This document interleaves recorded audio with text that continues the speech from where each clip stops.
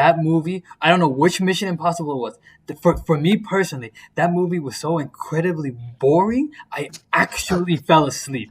Mm, It, well, you know what? You know what? You know what? It was also the midnight showing, so that probably Dude, added to it. absolutely That not. that dude, didn't help. I go to dude. sleep. I go to sleep at like 7 a.m. It was not the midnight showing. I feel like some of the people that were with us fell asleep too. They even told me they fell asleep too. Like it was. Dude, Yep, yep. yo, 100%, no exaggeration. I've watched three of them. I think three, four, and five. Was five Ghost Protocol? I don't know.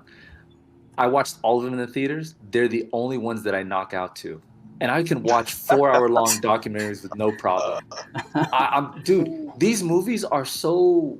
It's not. They're not. They're beyond cookie cutter. It's like I guarantee. That's why I said outside the first two. The first two did something that like kind of no one else was doing. They put it together. Had Tom Cruise, good storyline, whatever. Cool. Second one was insane with John Woo coming in and there's doves and motorcycles and gung fu Mhm. and Tom Cruise a fake mask in every other scene.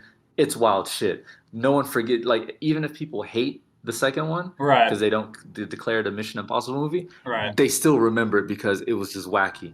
Right. But then everything Mhm. after that, I guarantee you, if you just cut out scenes from one and put them in another, you would not know the difference. It was just They But the last all one, are the last one is the one where they say he did some of the most insane okay. stunts. The one, Okay. Okay, but check this out. And you thank you. That was my next thing. The mm, last now each one he does crazy stunts and he always amps it up. So if you remember the stunt of a movie, you'll remember it. But I guarantee you, take that stunt and then put it in the some part of the other movie where it doesn't just seem like out of place, like they're talking and all of a sudden he's on a plane, but where it kind of flows in.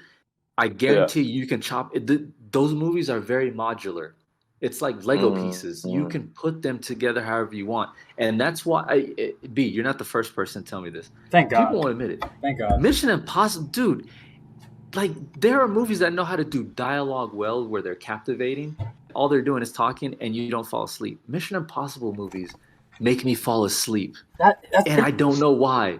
I dude. don't know the science behind it, but I it's true. just from the small pieces, from the small from the like I think I saw two movies, one in Kenya, one here. Just from the just from what I saw, there was so much build up to the like how like throughout a movie typically they give you like small payoffs throughout and then they give you the big one at the end. I feel like Yeah. it was nothing but build up for the first like hour and a half, hour 45. They didn't really give you anything to stay invested. They were still focused on the end goal, and that was pretty much it. So I was just like, okay, it's gonna be like it was just more build up. Like Yeah, dude, the pacing is just yo, Ken, tell the truth. The only reason you remember the Henry it had Superman, but it had that whole conflict with him shaving the mustache because they needed to do reshoots for Justice League.